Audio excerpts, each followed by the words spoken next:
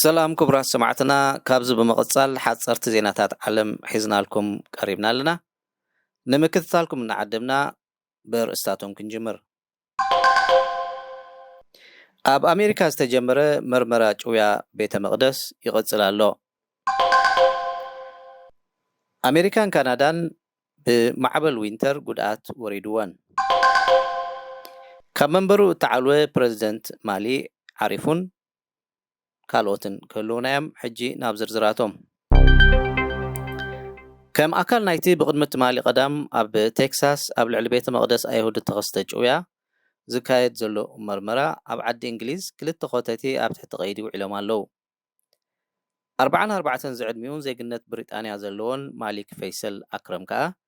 ምስ ፖሊስ ድሕሪ ዝተኻየደ ልውውጥ ተኽሲ ኣብ ኮልቪል ከም እተቐትለ ተገሊጹ ዝርዝር ዕድመን ጾታን ናይቶም ትማል ምሸት ኣብ ደቡብ ማንቸስተር ኣብ ትሕቲ ቀይዲ ዝኣቱ ጽምዲ ገና ኣይተቓልዐን ኣሎ ፖሊስ ግሬተር ማንቸስተር ብወገኖም ምስ ነበርቲ ተኸባቢ ብምትሕብባር ነቲ ኣሜሪካ እትገብሮ ዘላ ምርመራ ኣብ ምስላጥ ከም ዝርከቡ ገሊጾም ኣለዉ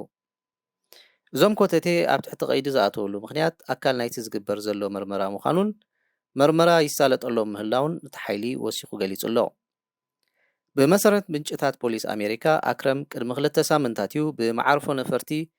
ጆን ኤፍ ኬነዲ ኒውዮርክ ኣቢሉ ናብቲ ሃገር ኣትዩ ሓው ኣክረም ኣብ መርበብ ሓበሬታ ሙስሊም ብላክበርን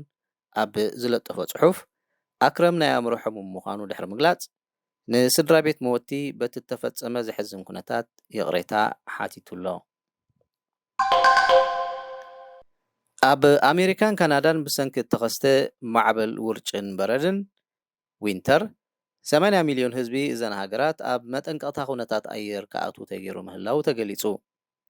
ብሰንኪ ዝማዕበል 145,000 ህዝቢ እዘን ስቴታት ደቡባዊ ምብራቕ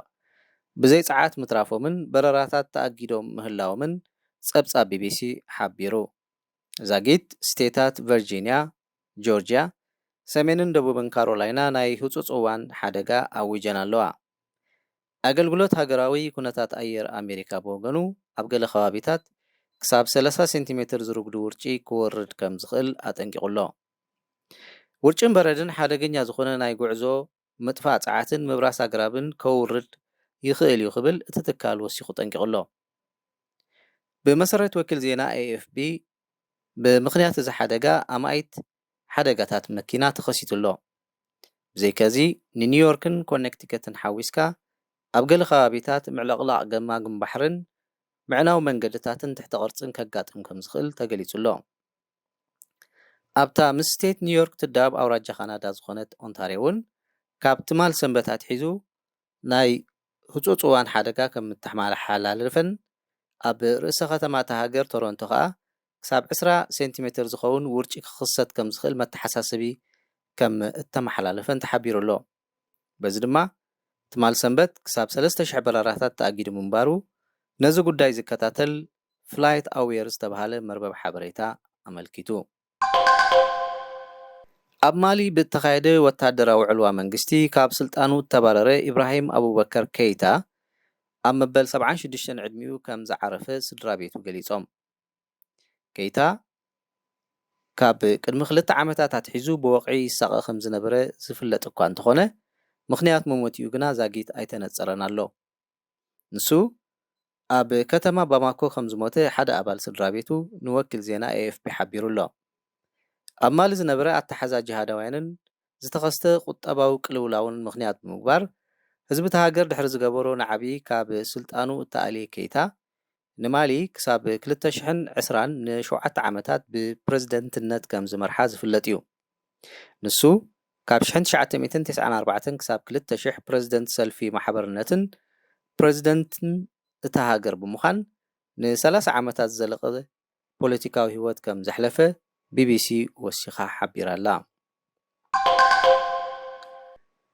ሰሜን ኮርያ ተወሳኺ ሚሳይላት ወንጪፋ ሰሜን ኮርያ ሕጂ እውን 2 ናይ ሓፂር ርሕቀት ባሊስቲክ ሚሳይላት ናብ ገማገም ባሕሪ ጃፓን ምውንጫፋ ተገሊጹ እዞም ሚሳይላት ሎሚ ሰኞ ወጋሕታ ካብ ጥቓ ማዕርፎ ነፈርቲ ፒዮንግያንግ ከም ተወንጨፉ ሰራዊት ደቡብ ኮርያ ገሊጹሎ ጃፓን እውን ነዚ ሓበሬታ ዝድርዕ መግለጺ ኣውፅኣ ምህላዋ እቲ ዜና ወሲኹ ሓቢሩ ኣብ 2 ሳምንታት ሰሜን ኮርያ ሚሳይላት ክትወንጭፍ እዚ ንራብዓይ ግዜ እዩ። ሰሜን ኮርያ ናይ ኒውክሌርን ባሊስቲክን ሚሳይላት ከይትወንጭፍ